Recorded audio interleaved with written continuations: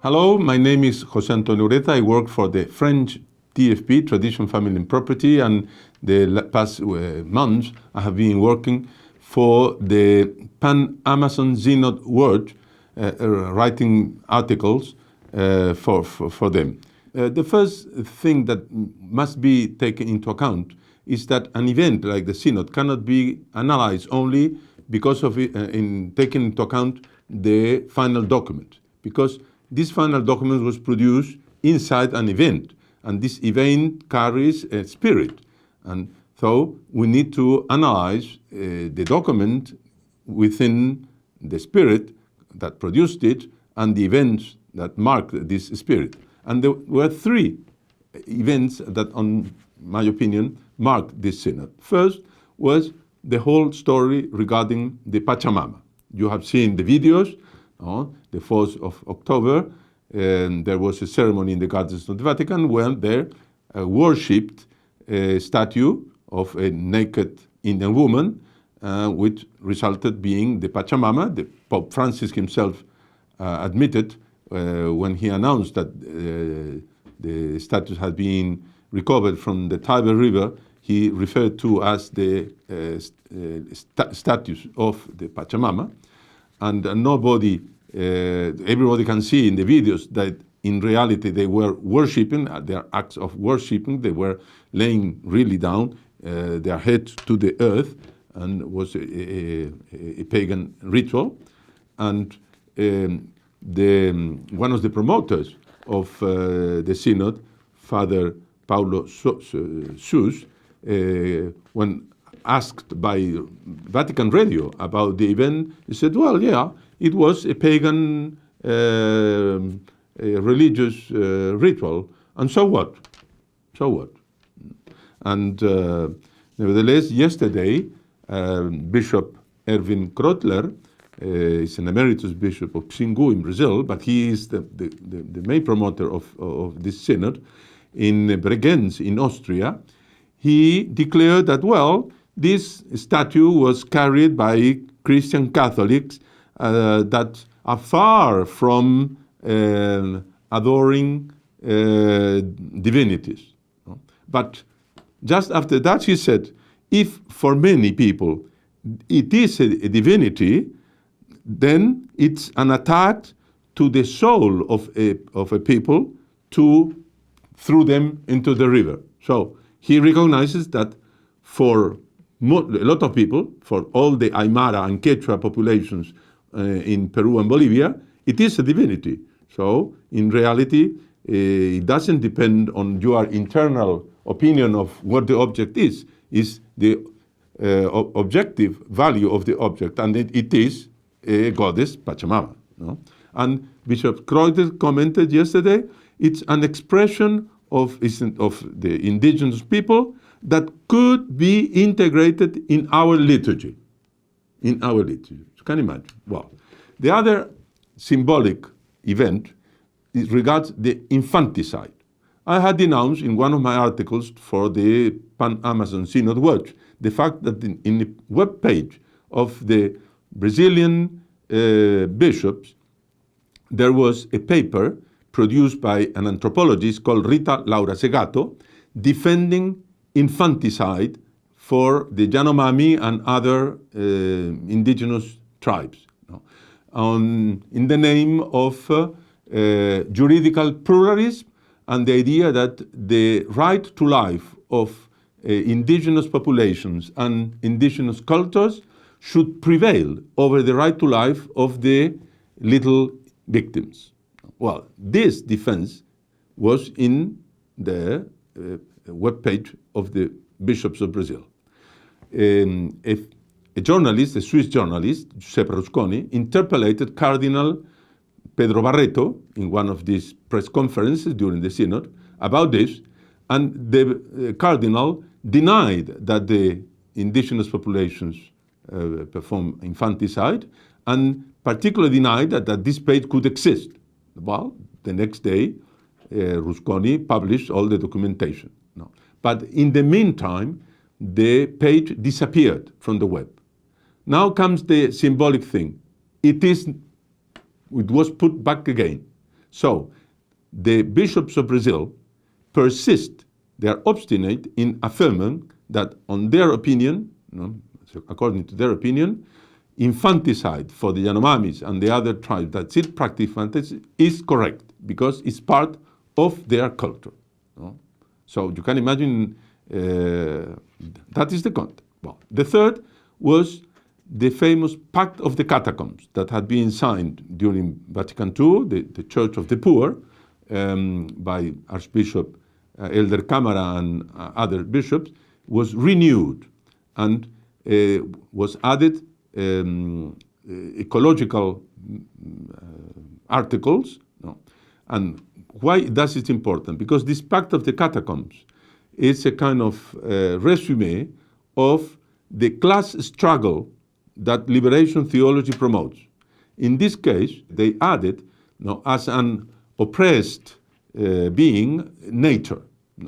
Mother Earth is being oppressed, and in the name of this, we must call for a new class struggle, which basically is the struggle of the earth against mankind. So this was the symbolic context in which the documents must be analyzed. It happens that the Institute Plinio Correa de Oliveira had organized a petition in the Amazon to present to the Synod Fathers the real requests of the Amazonic population. Young members of the Institute organized a caravan visit of the Amazon during their school holidays and collected 20,000 signatures in the street. And this petition was delivered at the Vatican, at the Secretariat of the Synod, the same day this pagan ritual was being performed in the Vatican gardens. Now, instead of listening to 20,000 Amazonians, they prefer to listen to whom? As they say in the very first paragraph of the final document. They welcome, the Synod Fathers, the quote, notable presence of people coming from the Amazon world who organize acts of support with different activities, end of the quote. Which were these activities? All these pagan rituals and processions they did in Rome during the 3 weeks. And also, they greeted whom? The massive presence of the international communication media. Well, this is this hysterical media that advances the environmentalist psychosis that prevails in the media today. Well, while the petition of the Institute Plinio Correa de Oliveira asked the Synod Fathers to thank God for the evangelization of missionaries and the civilizing action of colonizers who brought the benefits of progress, the Synod Fathers denounced, quote, the military, political, and cultural colonization motivated by the greed and ambition of the conquerors, end of the quote. Considered the influence of Western civilization to be negative, and even worse, they stated that Christ's announcement was often made in collusion with powers that exploited resources and oppressed populations, end of the quote. So they side entirely with all these Marxist anthropologists who reject the influence, the beneficial influence the Catholic Church had in the Americas. And all of this obviously is contrary to the historical truth. It's an insult to the heroic missionaries who carried out one of the greatest missionary epics since the foundation of Holy Mother Church. It's like speaking in America against Father Junípero Serra. It's precisely the same. Furthermore, the Synod Fathers practically renounced converting the still pagan populations of the Amazon by declaring that, quote, ecumenical, interreligious, and intercultural dialogue must be assumed as an indispensable way of evangelization, end of the quote, and that the Church must undergo a cultural conversion and limit the announcement of good news to, quote, being present, respecting and recognizing their values, infanticide, living and practicing inculturation and interculturality, end of the quote. the Synod Fathers categorically abandoned their traditional mission. They say, quote, "We reject a colonialist-style evangelization. Announcing the good news of Jesus implies recognizing the seeds of the word already present in cultures." So you don't need to give concurrent stories. The evangelization we propose, they say, we propose today for the Amazon, is the inculturated announcement that generates intercultural processes. So only dialogue, no real evangelization. And also, instead of hearing the Amazonian people's cry of anguish facing the danger that the Amazon is transformed into an immense green slum, the Synod Fathers improperly meddled into scientific matters for which they have no divine mandate or technical competence. And this is a display of clericalism. That is clericalism, when the clerics enter in matters that don't belong to them. Accordingly, they falsely declare that deforestation affects close to almost 17% of the total Amazon forest. The Brazilians will laugh of this exclamation, and that threatens the survival of the entire ecosystem. And they say also that the Amazon region is essential for the distribution of rainfall in the regions of South America. That's a total lie. What is important is the North Atlantic Ocean and the Caribbean Sea. That really produces the distribution of rainfall. And that they quote, "the development of energy policies that drastically reduce carbon dioxide, CO2, emissions and other climate change related gases is urgently needed." So they are meddling in the scientific debate for which they have absolutely no competence. Moreover, the final document describes an alleged, quote, "dramatic situation of destruction that affects the Amazon, the jungle of which is supposedly in a frantic race towards death, leading to the disappearance of the territory and its inhabitants, especially indigenous people." This is hysteria. This has nothing to do with reality. This supposedly results from, quote, "the appropriation and privatization of natural assets." That is the problem. Everything has to be in common. This basically communism, what they are proposing. What they call unsustainable mega projects. Which are these unsustainable mega projects? Well, hydroelectricity, forest concessions, agriculture, monocultures, roads, waterways, railroads, and mining and oil projects. I think in America you have had hydroelectricity, roads, waterways, railroads for 150 years and has not been unsustainable, so far at least. So why the Amazon must be deprived of those elements of progress? And they say that these mega projects come from the current economic model of predatory and ecocidal development, and the predatory extractivism that respond to the logic of greed, typical of the dominant technocratic paradigm. It's not true that it's only greed, we also look for progress. The Synod Fathers deem it necessary to have, quote, "an individual and community ecological conversion that safeguards an integral ecology by assuming what? A simple and sober life.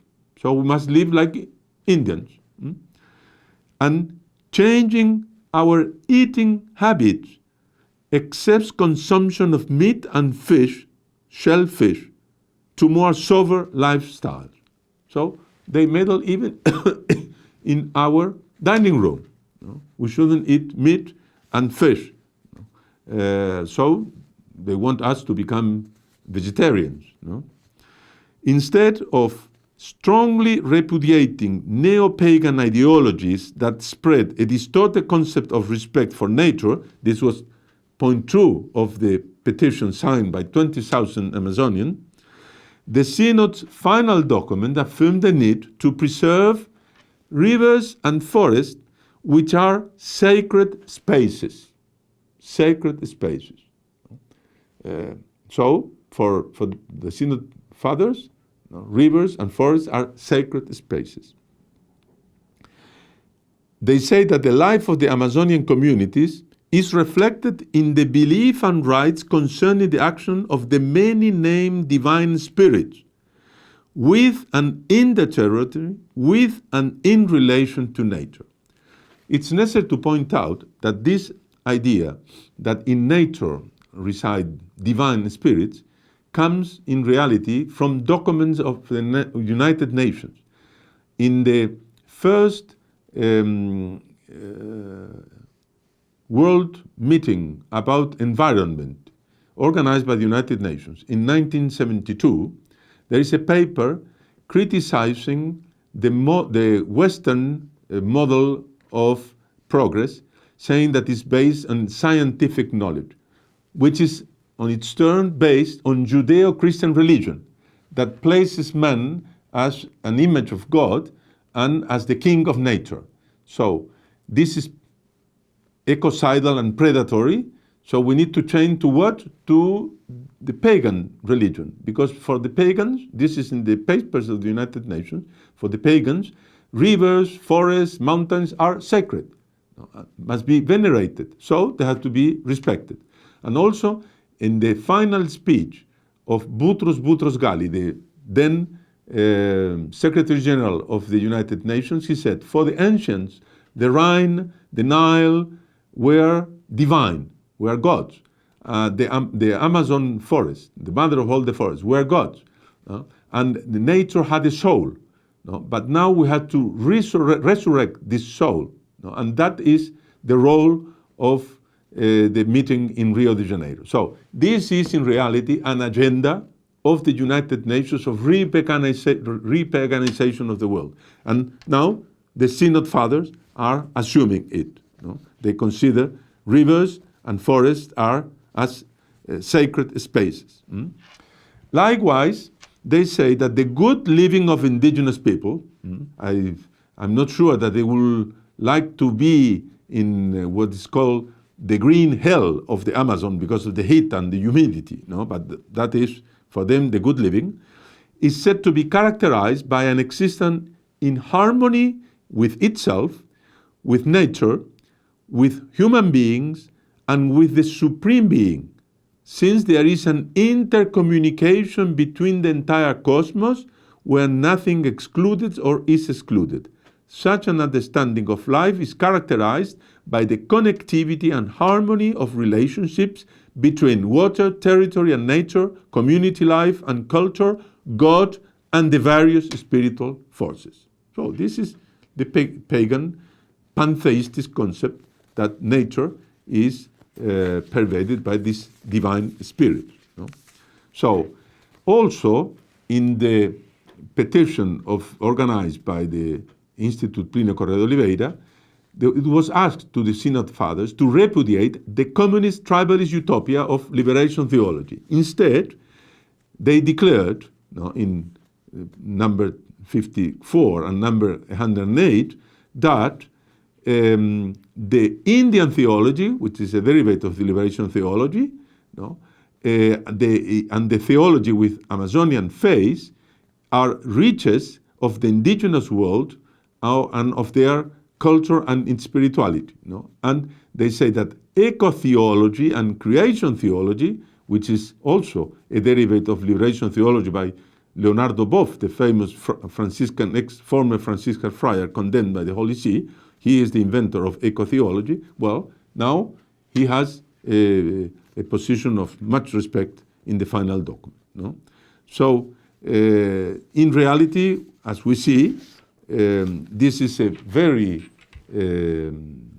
serious synod, and if it is applied, it will radically change not only the life in the Amazons, because they produce cultural ghettos of the indigenous tribes, will produce a green slum, on the whole region, and above all, will transform the Catholic Church into a pagan church worshipping Pachamama or other idols. And this no Catholic can accept.